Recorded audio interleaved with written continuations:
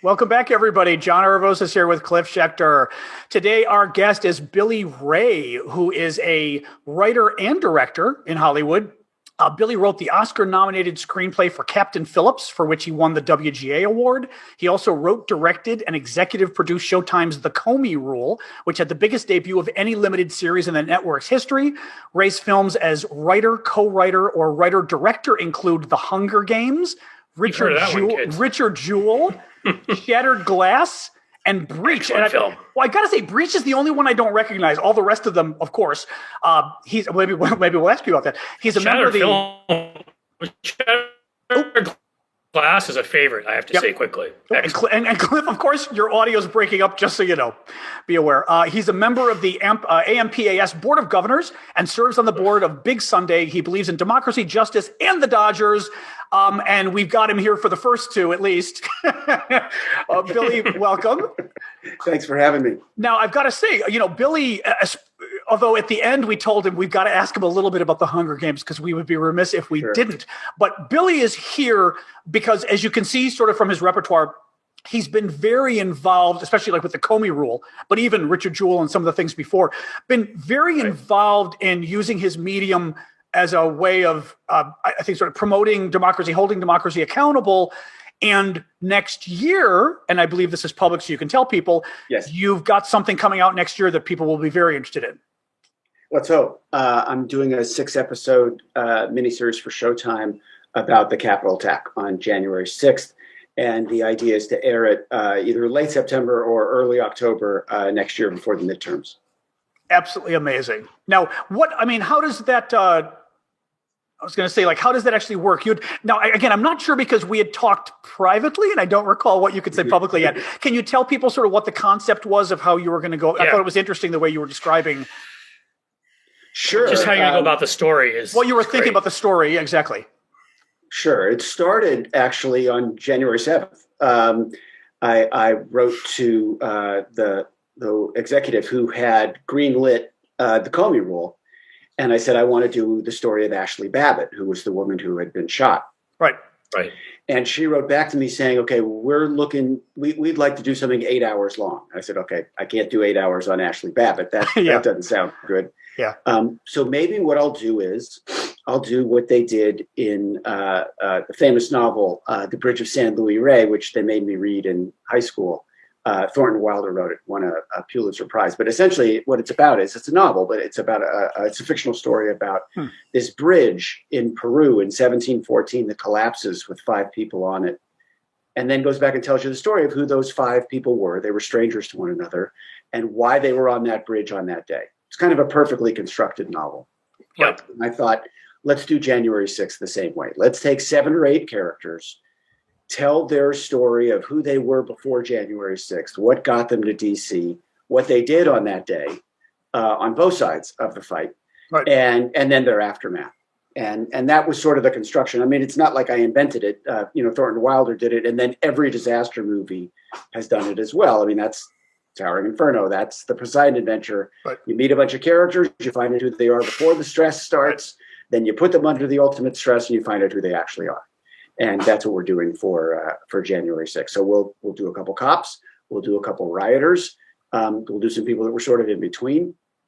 And the essential idea of it is that it is the duty of all patriots to defend their country.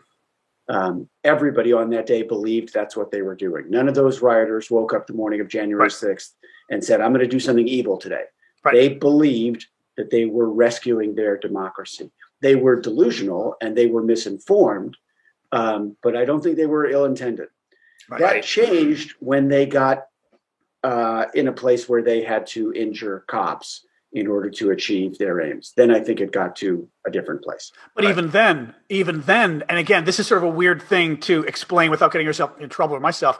Even then, they thought they were doing the right thing to save their country, which is what is so scary for me. And Cliff and I have talked a lot on the show about Trump's rhetoric and the Republican rhetoric. And Trump this week, yet again, went off about how this is the biggest election steal in history. If you I don't want to cut you off, John, but it's important context. We're now hearing it from a candidate in Peru who's using Trump's language to say, this is it looks like there's some fraud, and we're hearing it from Bibi Netanyahu, Yeah. I mean, again, this stuff has not just national implications with him radicalizing his base, but it has international implications for undermining democracies everywhere.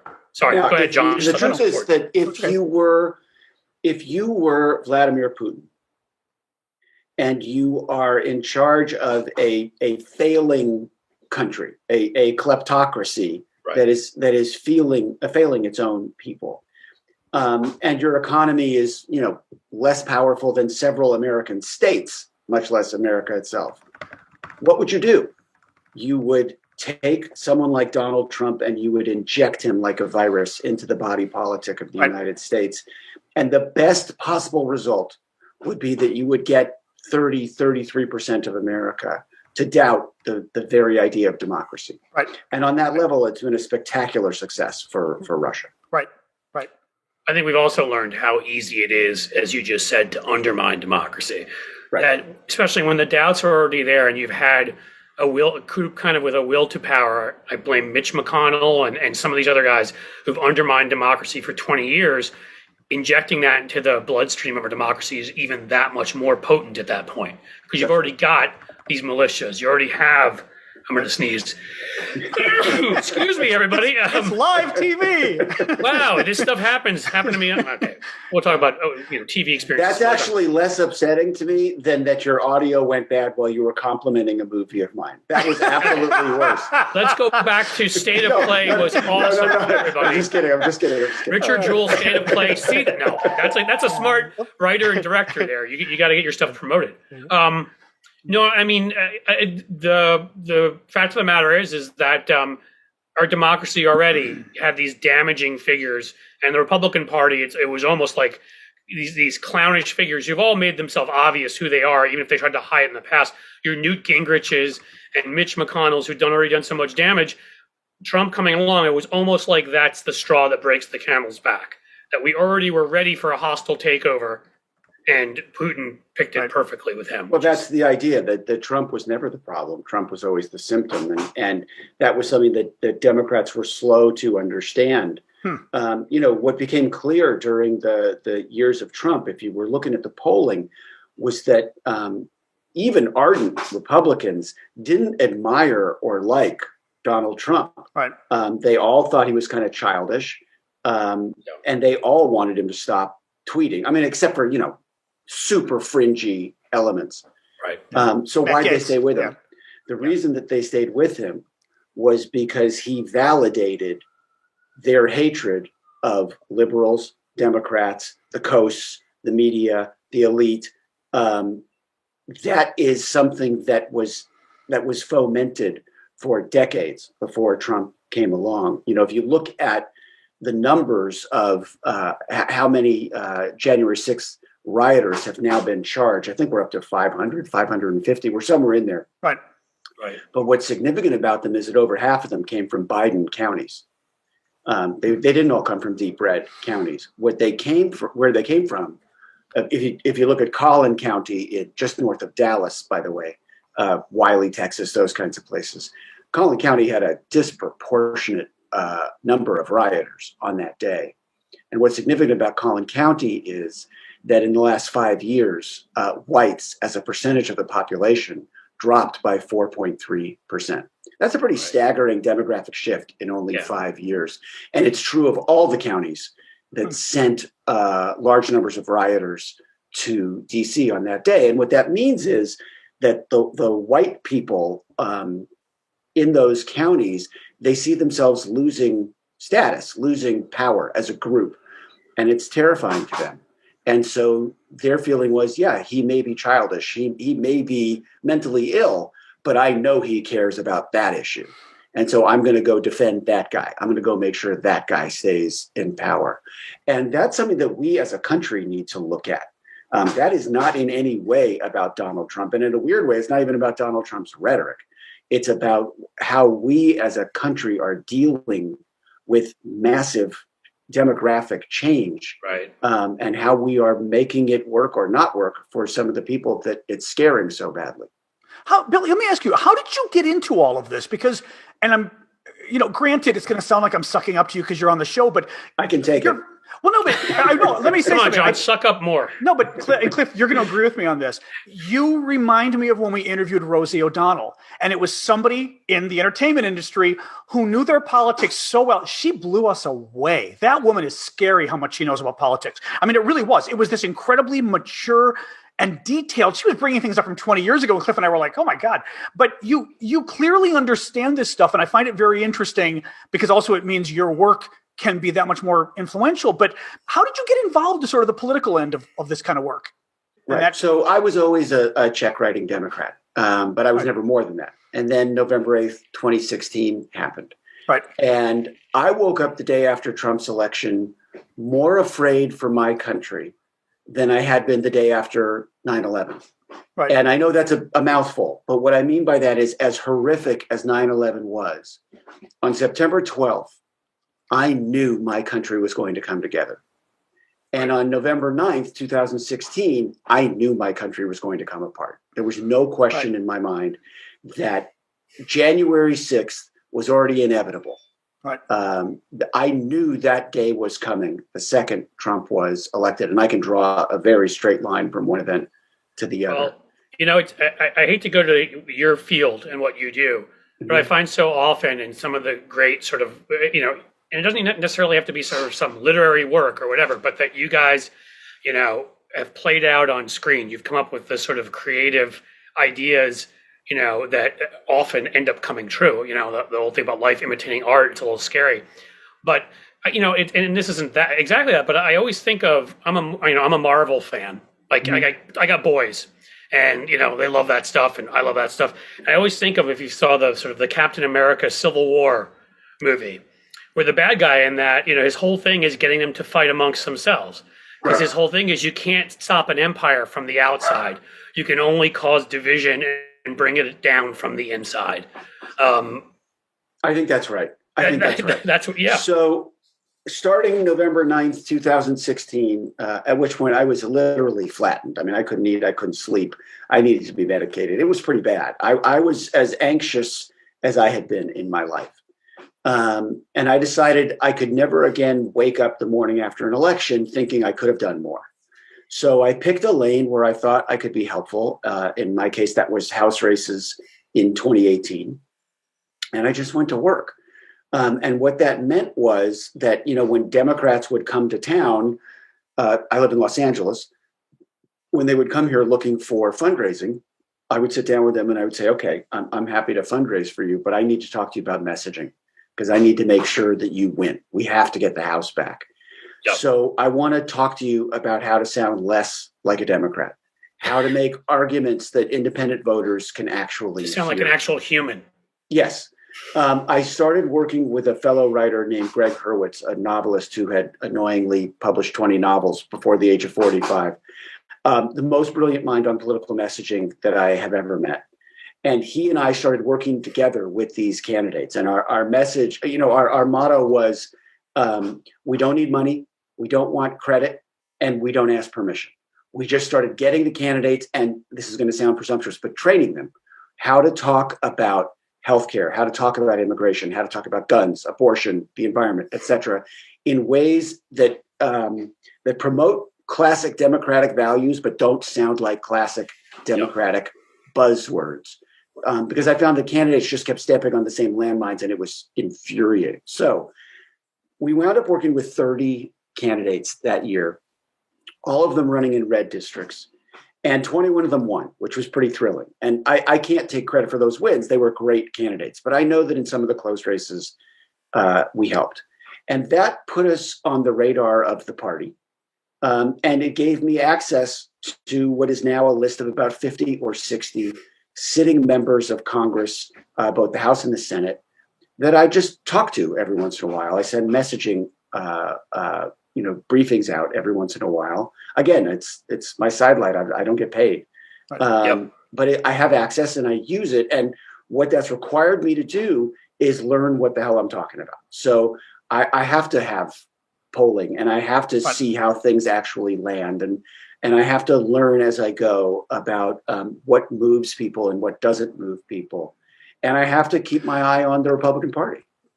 Let me ask you something. It's as you're talking, I started thinking of, the Republicans, and frankly, it's a useful argument for them, always arguing, stick to your lane, Hollywood. We don't care what you think. But of course, oh, that's okay. Are you get it? Sorry. Are you okay? Yeah. But of course, it's unless you're Ronald Reagan, Fred Thompson, Gopher from Love Boat, then you can whatever lane you want. Then, but it works for them. I mean, they're doing it out of self-interest because they know that a lot of but they know that basically a lot of folks in Hollywood support Democrats. I'm just interested. Do you feel there's some kind of is there sort of a moral imperative for people to get more involved or frankly, I don't know. I'm just curious sort of where you are on that whole thing, because you're obviously very involved, but is it just you personally, or do you think the industry really should be more involved in politics, that there is sort of a nexus between art and politics? Okay. There's a lot to unpack there. First of all, yes, there is a stereotype and a stigma attached to anybody who makes their living in Hollywood having anything to say about politics. Right. And I understand that. Because why should my opinion count for more than anybody else's opinion? I think that's fair. So it's up to us to know what the hell we're talking about, and to state it in a way that doesn't condescend. The problem with the far left is that we tend to make arguments that basically say, "Hey, we have more empathy than you, and you should be more like us." And if I were someone hearing that argument, I would say, go fuck yourself. Right. I think they're right in feeling that way. And as 2020 proved, your average Republican would literally rather get COVID than have a celebrity tell them how to raise their kids.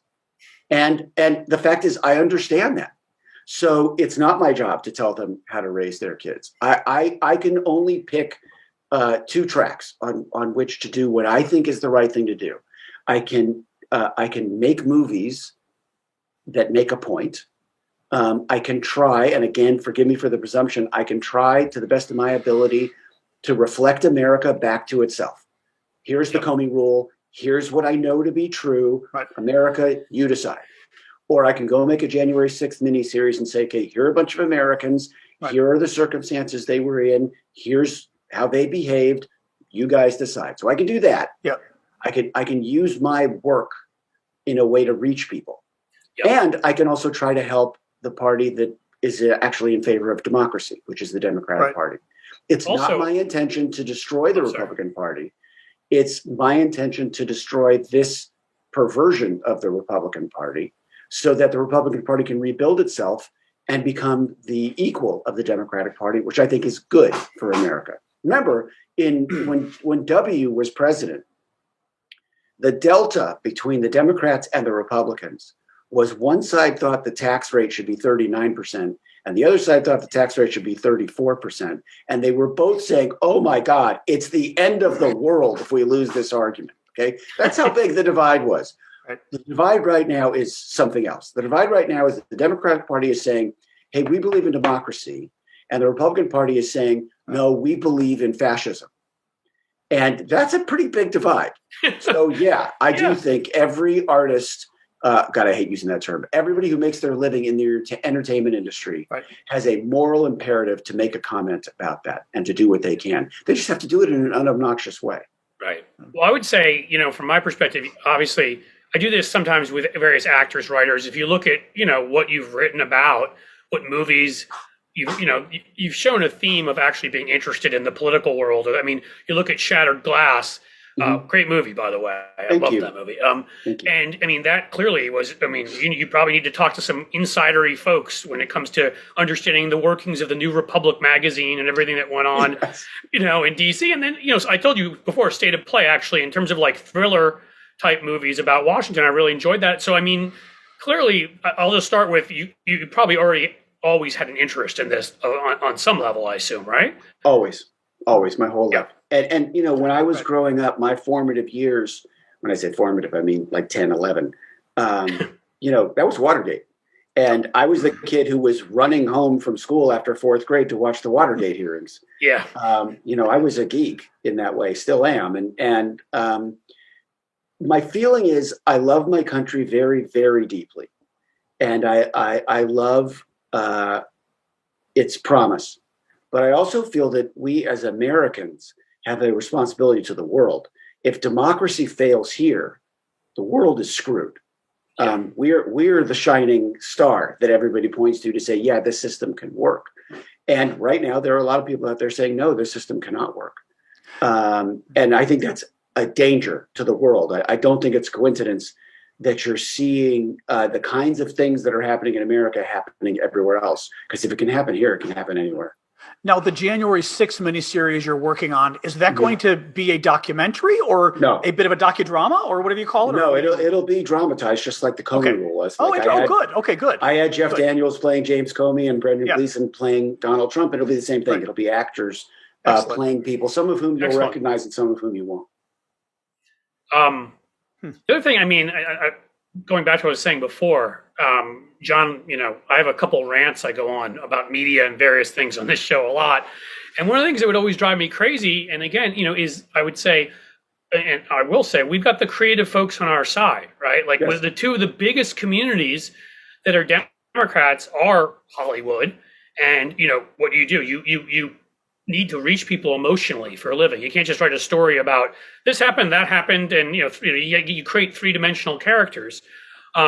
And the other group, of course, I always point to were trial lawyers who have to be, who frankly are actors too, who have to get up and win over a jury of theoretically impartial people and convince them, and they have to create sympathy for defendants. And so it just drives me nuts to be like, how is it that we have these folks that are a key cornerstone of our party, and then we put out these ads that are like a laundry list of boring things, and there's no emotion in them. So, I mean, I'll just say, this isn't really a question as much as a comment, but it seems natural to me that folks like you would be more involved. So when John and I first talked to you, I was actually excited about that because, again, this is what you do for a living. It's a little different if you do it in politics, but you know how to reach people clearly with what you do. Well, look, the idea is storytelling. Obama had a great story. Hillary did not. Donald Trump, believe it or not, had a great story. That reaches people. That's a difference. And what we try to do when we talk to candidates is to help them tell their story and help them tell the story more broadly of where America sits at a given moment and where America can go and the fear of where America should not go. Here's why I think it's such a struggle for Democrats. First of all, Democrats do not control the media that actually matter. They don't control Fox News. They don't control OAN or Newsmax. They don't control Sinclair Radio. And Democrats feel beholden to be factual and to tell the truth, and Republicans clearly do not. So it's not a level playing field. And part of what makes it so unlevel is that the Republicans keep complaining that they don't have control of the media, and they make America suspicious of what they've called fake news, when in fact Republicans have an ironclad control over the media. The second thing that makes it really complicated is that Republicans are capable of enormous message discipline. I mean, Republican lawmakers. Yeah. So that if you go back and look at the 90s, Frank Luntz would have an idea. He would say to Newt Gingrich, this is what we're saying. Newt Gingrich would say to the Republican members of the House, this is what we're saying. And they would go out and say it. They were just message discipline warriors. Democrats aren't that way. I mean, I can promise you, I communicate with 50 or 60 of them, and I say, here's a way to talk about this issue. And for the most part, they get it and they'll do it. But that's not the entire caucus. I mean, that's 50 or 60 people out of 300. And it's very tough to herd cats. The other problem is that while the fringe on the right, which has now become the mainstream on the right, is completely fucking insane and murderous, the fringe on the left does an undangerous but equally dumb version of that, which is when we start getting into social justice warriors and purity tests, and when the left starts saying shit like, no, Abraham Lincoln shouldn't have a school named after him because he wasn't woke enough. It's just idiotic. And it makes us so easy to pillory by the right. And my feeling is, if we are going to govern as if we're afraid of AOC's Twitter following, then we don't deserve to govern. Yeah, we need to hear her opinion. We need to hear from the squad. We're a big enough tent. We can include to hear those voices. But no, that shouldn't guide policy, and it shouldn't guide where we are culturally. The beauty of the Joe Biden presidency is that right now it's not. Right now, Joe Biden is governing, I think, magnificently and messaging in a great way. Yep. It's okay. He has the benefit of not having to fight the headwinds that Barack Obama fought strictly by being an African-American male. Yeah. So there's a portion of America that's willing to hear him that wasn't willing to hear Obama, despite, I think, Obama being one of the greatest minds and souls in American history. But Biden is doing a job that's making it easier for people like me, because I can say, look, you gave us the power to govern. Look what we're doing. We're putting shots in arms. We're putting checks in pockets, and we're going to build bridges and roads. Like that's pretty effective governing. It's pretty effective messaging, by the way, too, the way you just said that. Three things, straightforward. No, I know, but it's important, because I think not enough folks on our side seem to get that to the point. Well, you have to be willing as a Democrat to call out bullshit from the far left. I think that's vital. Now, in no way is that the equivalent of what's happening on the right. Because what's happening on the right is actually fascism. And if you're going to compare their fringe, which is let's attack the Capitol and then pretend it didn't happen. And let's talk about an election being stolen, which was not stolen. And let's not recognize Joe Biden, and let's get a bunch of cops killed. That's their fringe. And my fringe is we think everybody should have free college. Those are not the equivalents of one No, they're another. not. So we can't treat them that way, but it is still incumbent upon Democrats to call out their own excesses. And I think that's important. Well, we've tried to talk about that on here. I mean, when we think defund the police is one of the dumber slogans, if not the dumbest of all time. But no one takes it seriously. People are defund the police was thought up in Russia, and then they made it sound like it was coming through Democratic mouths. I know a lot of Democrats. I don't know any Democrats who believe in defund the police. Every one of them disavowed it.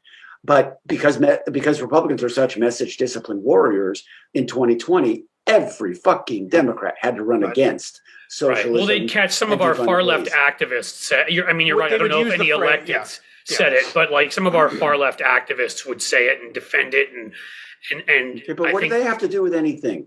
No, because you just pointed out the message machine. The right is so good at that. So they'll grab that, put it in everybody's mouths, and we need to forcefully hit back against that and say, as you just said, that's bullshit. We're not saying that. But a lot of Democrats. Well, I would actually argue that. I would argue that's not how you counter that. You counter that by saying, "Oh, and they're all Q."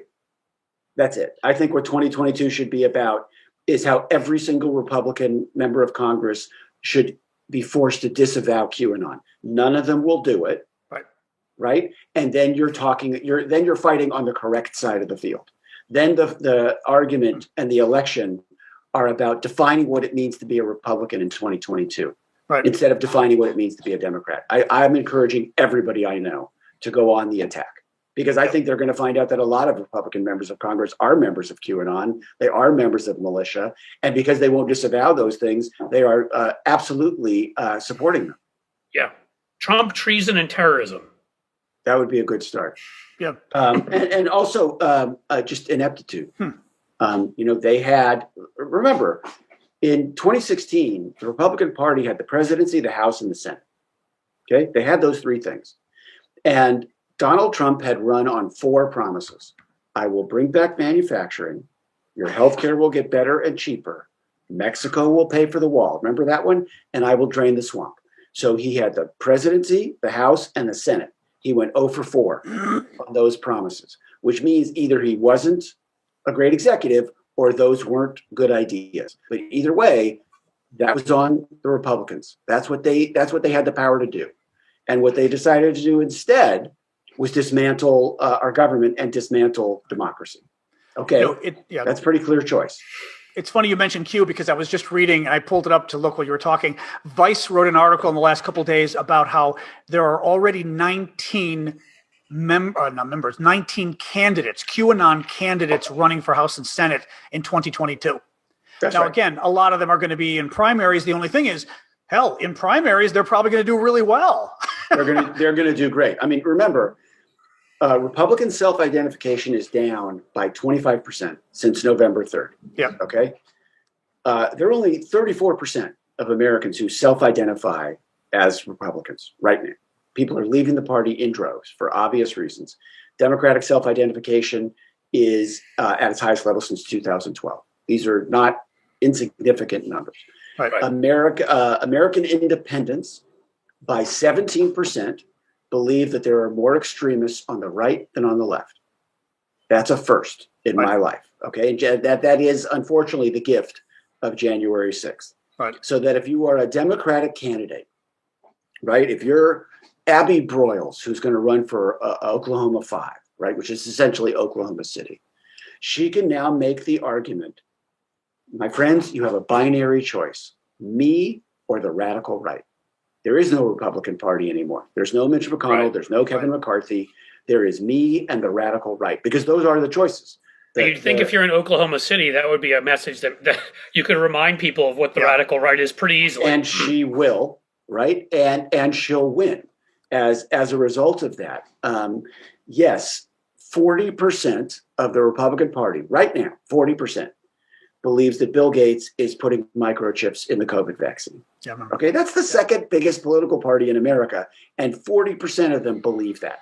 70% of them believe that Joe Biden is not the legitimate president of the United States. Okay, there's always been a portion of this country that's been crazy, always, going back to 1776. I think 30% of those people were fucking nuts, but they didn't have the internet to find one another. Now they do. Yep. So they're coordinated in a way that they weren't before. Who do you, The work of our lifetime, the work of the rest of our lifetime, both in movies and out of movies, is going to be protecting this democracy from that fascistic impulse. I'll just quickly ask, those chips you were talking about, can I use that to track where my older son is on any given day? Because it'd be cool to know he's not. Okay, sorry. Go ahead, John. who do you see when you're talking to members of Congress and other Democrats about messaging? Who do you see as your target audience? That what I mean is the who are you trying to win over? Is it and which is more important, do you think? Is it Democratic voters who may not be voting but should be voting? Is it truly independents, people who are in the middle and switch back and forth? Or is it moderate Republicans, who there are a lot now? I think there's at least a decent number of moderates, maybe 5 or 10%, who just can't stand Donald Trump and they really are worried about their party. But what do you see in terms of your messaging that you feel it's more important to go after?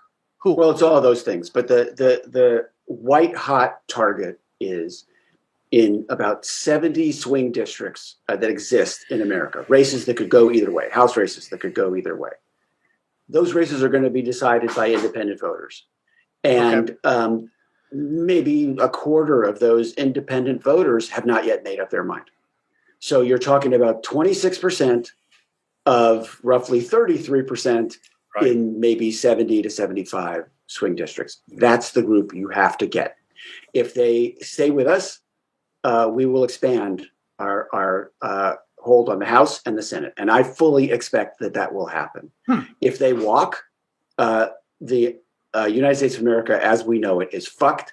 And I actually believe, and this is going to sound like hyperbole, I don't think it is. I think if the Republican Party wins the next presidential election, 2024, I think it will be the last presidential election in American history. That's where I think we are. Yipes.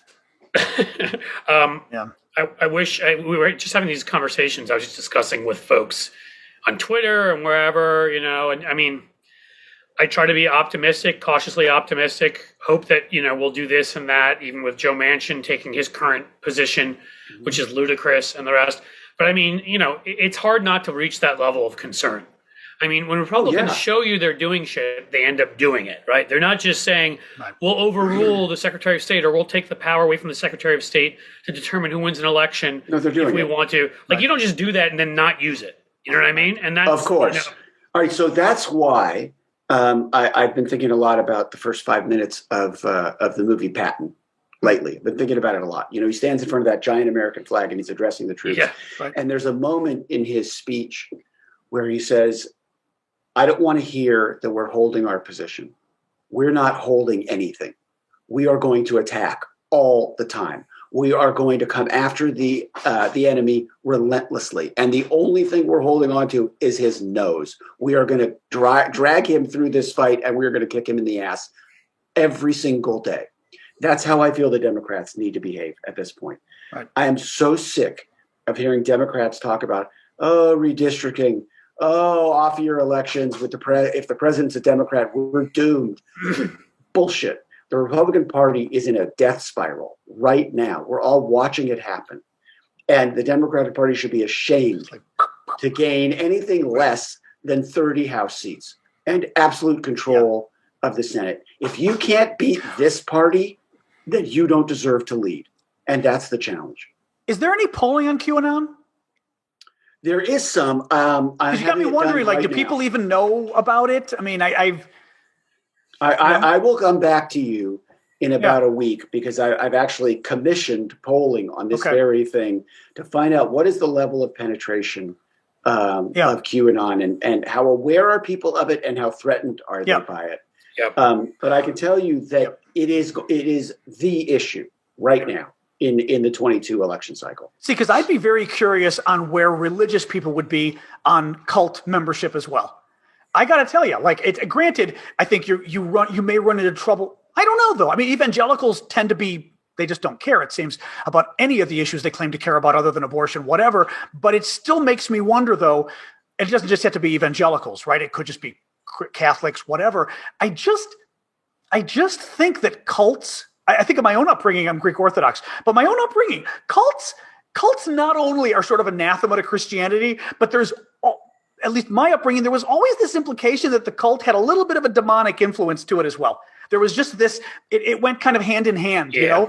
And because think about it, again, I got tarot cards, the Ouija board, all of that stuff was considered, even meditation back in the day was, I mean, this sounds crazy, but it's what we were brought up with. Meditation, right? You're letting your mind go, you're not in control and things can come in. I mean, there's a lot of that kind of stuff that I think very sane people do kind of worry about.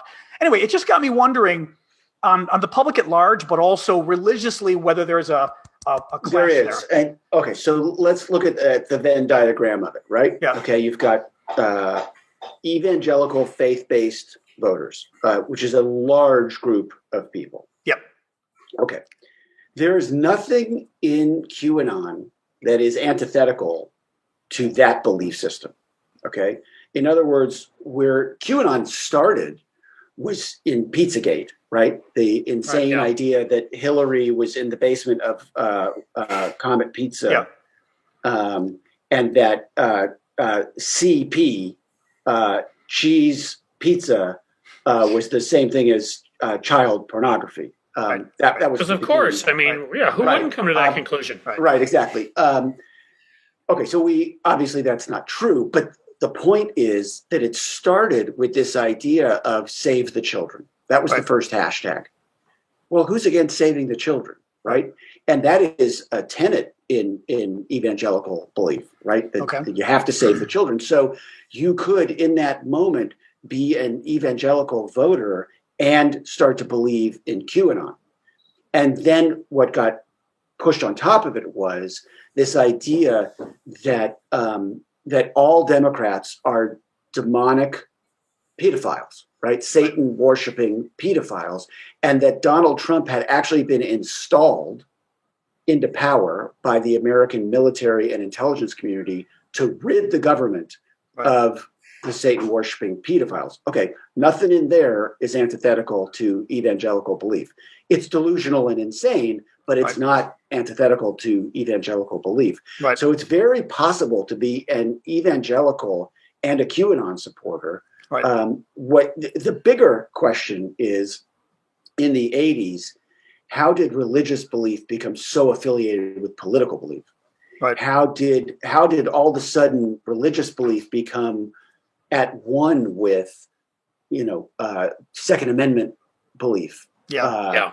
beliefs about immigration, etc. I understand the close tie to abortion, and abortion is one of those issues where I completely respect the sincerity of people who disagree with me. But guns and immigration, like you said, right? What does if you believe if you believe life begins at the moment of conception, of course you're against abortion. How dare you not be against abortion? And that's an argument we can have. Why gun rights are part of evangelical belief? That's a whole other issue. Anyway, my point is, in 2016, in the state of Michigan, Donald Trump carried 81% of the evangelical voters. Right. Okay. Through the work of a lot of people in 2020, that number dropped to 70% in Michigan. He carried That's a big drop, actually. Big drop. He carried 70% of the evangelical voters in Michigan. And I think that's why he lost Michigan by 120,000 votes. Okay. That work is going to continue. Those numbers are going to continue to drop for the Republican Party because people in the faith-based community now know they have an off-ramp. There is a way to be true to their faith and not vote for a Republican insane candidate. And I think that will continue to happen. I don't think the number will ever sink, precipitously, but as long as it keeps dropping, Republicans. Right. We don't need to win a majority. We don't need to, it's like those rural counties. We don't need to even come close to winning them. We just can't lose them 90-10. Right. Right. You go talk to Michael Bennet, who's the senator, a great senator from Colorado. Yep. And he will look at a map of Colorado and he'll say, okay, so these are the parts of the state where if I get 36%, I win. And if I get 32%, I lose. Yep. And so he'll go to those parts of the state and he'll get 39%. He'll get 40%. And he'll crush everywhere else. And he wins comfortably. Those are always the calibrations that Democrats are going to have to make in America. Right. It's now got this whole other layer to it. How many QAnon people are out there? We got to find that out. Well, and I think this is about creating a schism among Republicans themselves. It's obviously, this, but it's not just about convincing voters that these guys are part of a cult. They're crazy. The party's going off the deep end. It's also people like Marjorie Taylor Greene, right? Who's affiliated in some way with QAnon, whether she's been a in supporter. Every way. Yeah, she's an adherent. She says she at least used to say out loud, I believe in it. So fair enough. But you've got her tied with Matt Gaetz, hand in hand, arm in arm. They're doing all their events together. Who is Matt Gaetz? Matt Gaetz is Donald Trump's #1 defender in Congress. So you've got, and Trump himself was asked about QAnon during an interview. Remember? And he said, well, all I know is they support a lot of the things I do. They like me a lot. If you like them a lot, you're good people. So by forcing Republicans to actually turn on QAnon and turn on their QAnon members, you're actually forcing Republicans to take on Donald Trump. And maybe they don't want to, but that schism will cause problems in their own unity, which is great. Now we're back to Captain America and the bad guy who turns a civilization against itself so that it implodes from within and then is conquered from without, which is what happened to Rome. Yes, of course. Here's the checkmate to me.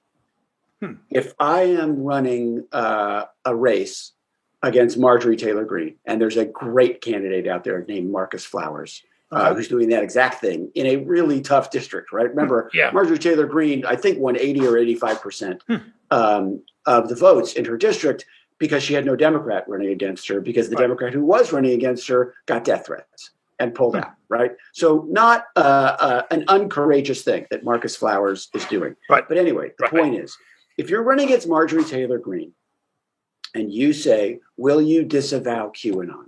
Right. She can't. Right. There's no way. She cannot alienate her base. Right. Lauren Boebert cannot disavow QAnon. But neither can Kevin McCarthy. Right? That's my point, is that the fringe is the mainstream of the Republican Party right now. They are all stuck with this thing around their necks. Yep. If you run against Kevin McCarthy and you say, will you disavow QAnon? He'll come up with some incredible word salad that'll dance around. Change the subject. And he'll say, okay, so do you believe that all Democrats are Satan worshiping pedophiles? It's a yes or no question. Right. He'll dance again. Do you believe that the election was stolen? Do you believe that there are children in tunnels underneath D.C. who are having adrenochrome extracted from their pituitary gland, which, by the way, is the fucking plot line of Monsters, Inc., right? Literally, the screams of children fueled the city. That's now Republican dogma. There was also a weird X-Files about this too, I believe, but yeah. Of course. So anyways, Billy Crystal didn't know what he was doing. That's right. So my point is the checkmate is they can't disavow it. Right. And they can't run on it. Right. And if you do that, then you're running against someone who's got 30% of the country in their pocket, but the other 70% thinks they're insane. Right. Yep. So I don't see any reason why this shouldn't be a blowout. And in some of those swing districts too, like in some of the swing districts and suburbs, whatever, John, you were asking about the religious aspect of it before. Right. I mean, literally, a lot of it is borrowed directly from anti-Semitic conspiracy theories from the Middle Ages. Right. Jewish people drinking the blood of Christian children was the big one, right? I mean, it always involved, children. That was always the key part of it. You make that clear in certain districts. A lot of these, urban, suburban swing districts where there's a healthy Jewish population, people that know Jews and are friends with them, and whatever. And you go after this, and you make QAnon, besides everything else it is, anti-Semitic. Right. There's places to go with that too. Again, it goes back to the blood libel, but Marjorie Taylor Greene, when there were all those fires in California, said she thought they were started by Jewish space lasers. That's right. Yeah. Right. I have the coordinates at my house, and so I can.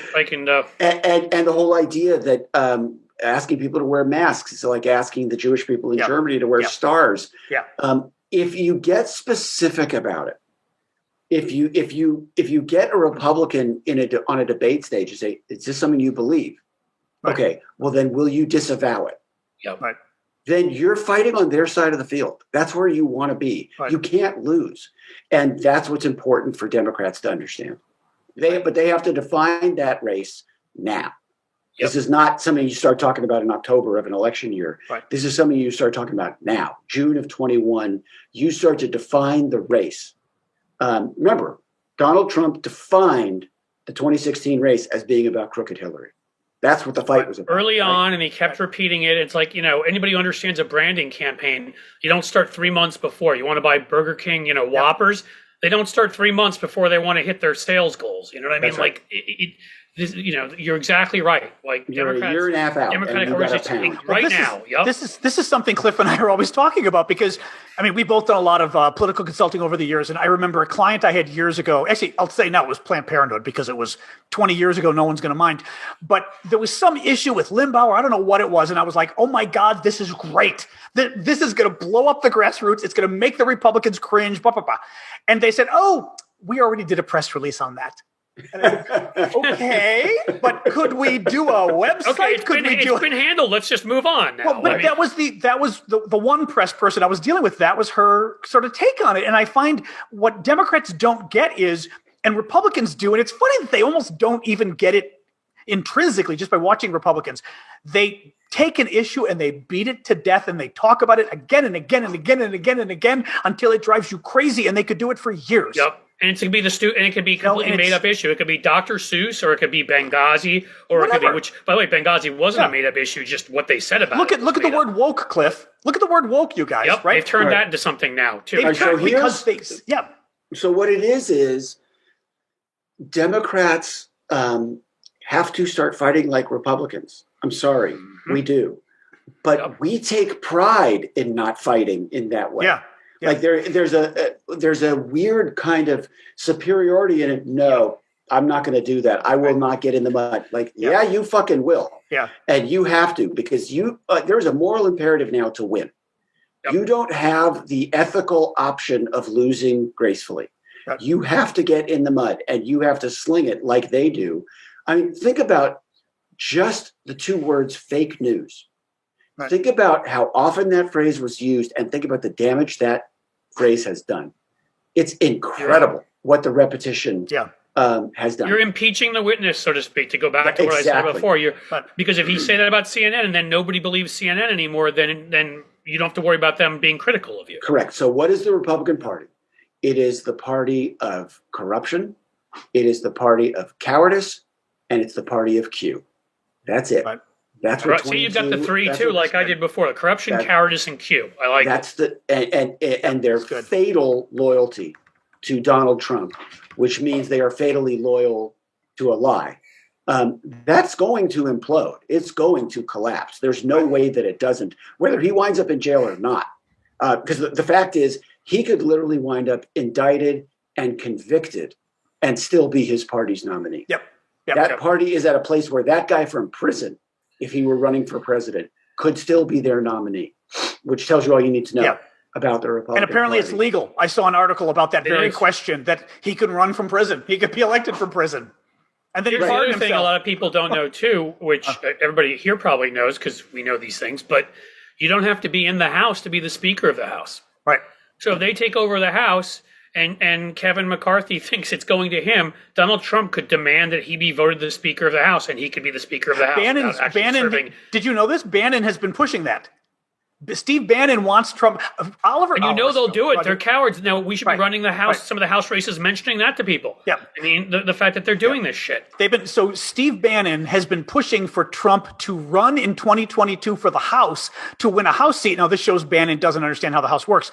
So that when he wins a House seat, he can then become Speaker of the House. Well, as Cliff said, you could just pick anybody as Speaker you want anyway. But it's Roger Stone has been pissed off, and he's now attacking Bannon for it. But nonetheless, that's actually one of the crazy things that they're already promoting, Cliff. I think it's the least crazy thing that they're promoting. Yeah, and when they read about it, they realize, holy shit, we don't even have to have him run and get up off his couch, stop eating the KFC greasy thighs while watching the Fox and Friends or whatever. Yeah. He'll lie there and just be like, you're all, if you get the majority, you're all voting for me for Speaker.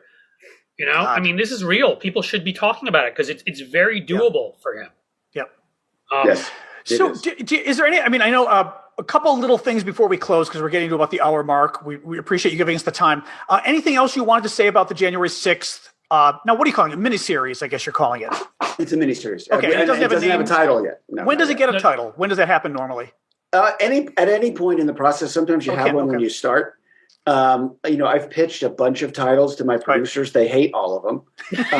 So either I will come up with something better or someone around me will come up with something that I love. Right. And it might just wind up being called January 6th. I don't know. Right. In some ways, I could see that being very powerful just in and of itself, being called January 6th. But I could make that argument too. Or 1/6. When I made the Comey Rule, we were making something about a guy that half of America hated. And yet, when that debuted on Showtime, we had the highest debut of any limited series in Showtime history by a factor of 4. Okay, people want to know what is actually happening if it's going to be a story well told. Right. I don't think there's anybody who won't watch this thing. I mean, everybody on both sides is going to tune in to see if they recognize some truthfulness in the storytelling. Sure. No, and that's going to be our job. Is there any way for people? How does this? I think I even get Showtime. I do have Showtime. I've got HBO and Showtime. I always forget which ones I've got because it always changes. Are there ways of people who don't have Showtime to actually pay to watch the one show or anything? Does that work? Or I don't think so. I just wasn't sure if you knew. Like with Comey. But I believe Showtime is one of those companies that has like 30-day free trials. Oh, okay. So people can pretend. Okay. Yeah, you can sign up for Showtime in time to get this. But we'll have plenty of time to discuss that. And, because I want to make sure you get it.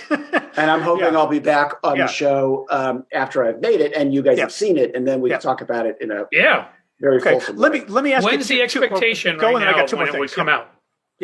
Late September, early October of 22. Okay. Okay, two more things. The one is, and I've got to ask you, Hunger Games. So what did you do on the Hunger Games? We've got to spend at least 2 or 3 minutes. Yeah, sure. That's too big a deal, to me at least. No, thank you. And it's always lovely to have your name on it. I was sitting in my office one day and my agent called and said, do you want to adapt the Hunger Games? And I didn't know what it was. Yeah. So I didn't either. Yeah. So I walked into my house and I think my kids were 14 and 9 at the time. And I said, what's the Hunger Games? And they both looked at me like, oh my God, you're such an idiot. Yeah. So I read the book overnight. I said, okay, this is the best idea for a movie I've ever heard. Like, this is the darkest idea I've ever heard. And I thought, at that point, I was pretty well known for writing true stories. And for some reason in my head, that just became a true story too. I just decided this had really happened. And I wrote from a place of total outrage that a government would do that to children. And I wrote it like a true story. And Right. my job at that point was to write a draft that would get them a director.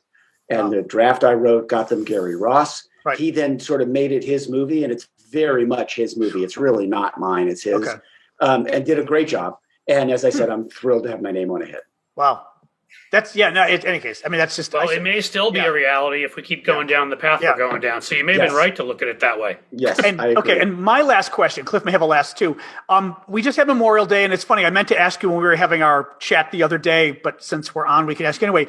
Who's the flag behind you? Oh, this right here? Yeah. That was sent to me by Congressman Ted Lieu. Oh, I thought maybe it was a family member or something, like a grandfather or some kind of. Oh, okay. No, it was a thank you for the work that I do. It flew over the Capitol. I'm assuming one of those, or Yeah.